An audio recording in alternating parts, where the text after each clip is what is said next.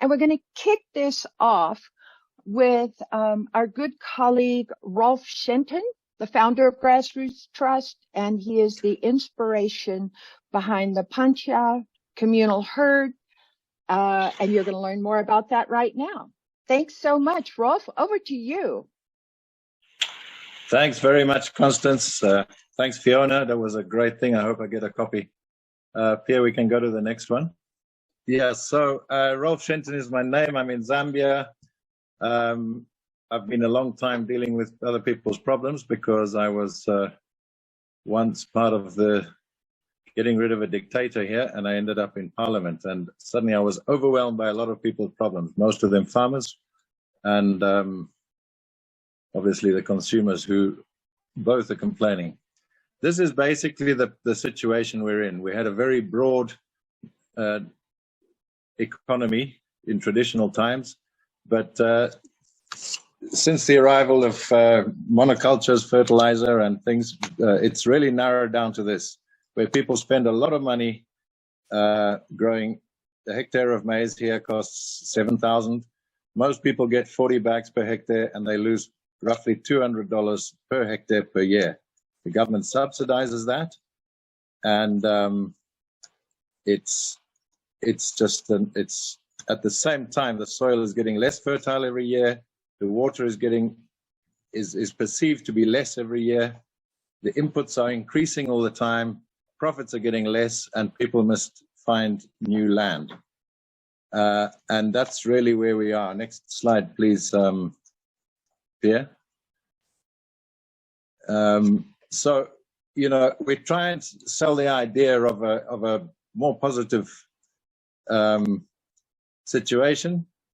We try and deal with the natural structure here, which is a chiefdom, average 40,000 people, 2,000 square kilometers, most chiefdoms around here. And, you know, if everybody can start practicing agroecology, mixed cropping a bit more, and integrating livestock, they can earn 10 times more profit within 5 years or so. Their shared, part of their shared commons is about 5 hectares in most, or 4 hectares in most areas, and this consists of forest, grazing lands, fisheries and wildlife areas in some cases. And, you know, if people can work together, which they don't at the moment, but we're getting there. And then they can earn a little bit more money from that. And in total, they could increase their incomes, we think, by about 4 times by improving the management. There's obviously lots more scope, but this is under the current context, under this current level of management. So next slide, please. The natural capital in Zambia is huge. I mean, it's we've got a massive diversity, 250 species of adapted wildlife, which we'll probably have to rely on in future. So we're trying to push wildlife as a resource which we need to bring back. It's been sidelined into national parks and hunting areas, but you know, the cows may not survive the high temperatures of the future. So we need to get that back. Traditionally, people had an idea of how to manage their rivers, and there's 8,500 plants, of which only 300 are trees. The rest are ignored: grasses, sedges, forbs, herbs, shrubs. And this is what we think is the big potential. This is the stuff that grows back every year, or is really covering the soil. And at the moment, we manage all of these plants with fire, and more fire as we get less and less animals. So it's absolutely critical that we look at having more animals. Next slide, please, Pierre. And then there's just a little picture of the fire 3 days ago, and a more detailed one on the right, which is, you know, that's really how we're managing this part of Central Africa with fire. And all that goes up in smoke. It's all biomass. It's all potentially going to capture rain. It's all potentially money and meat and good soil. And that's really what our challenge is.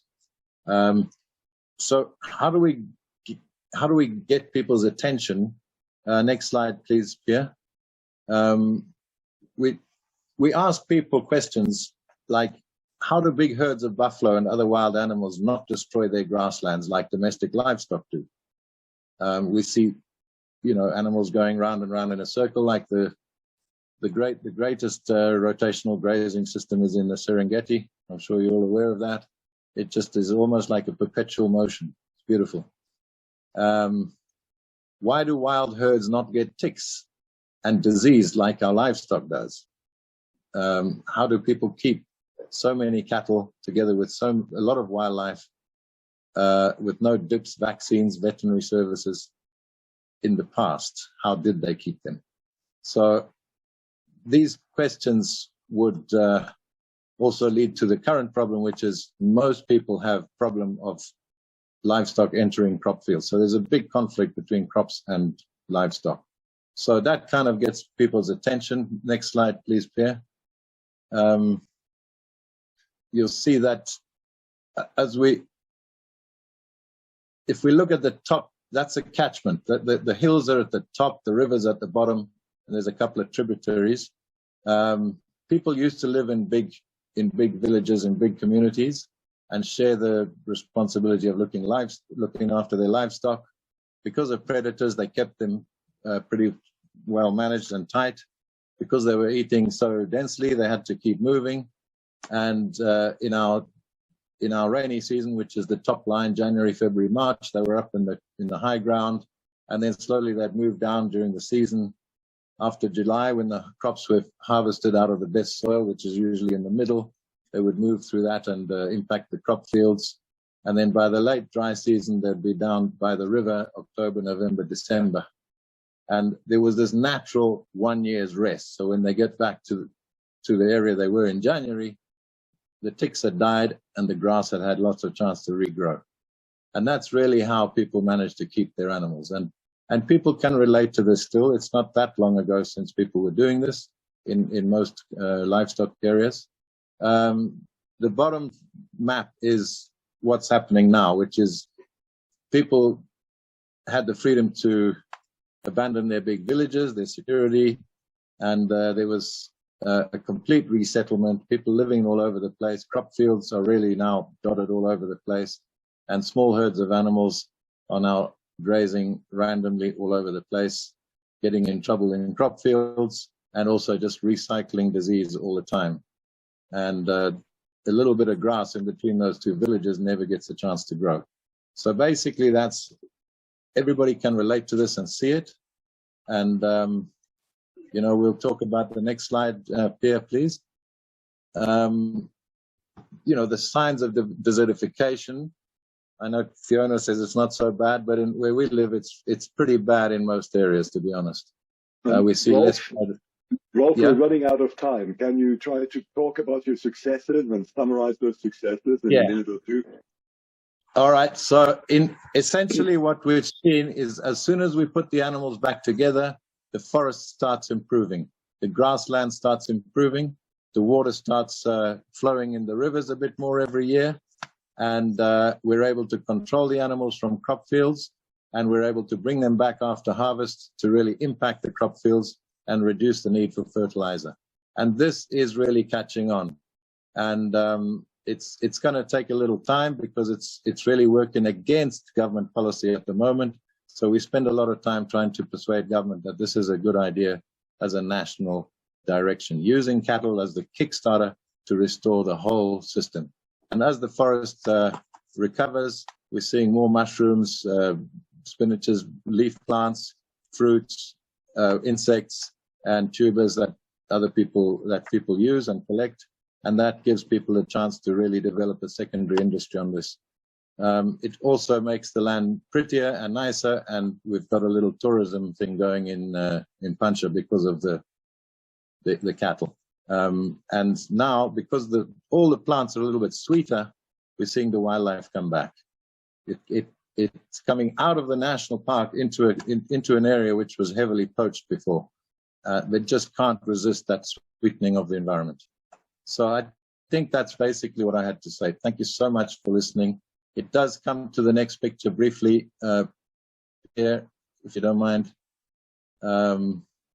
which is our decision-making framework. Pierre, if you can get the last picture on there, the map, the blue one.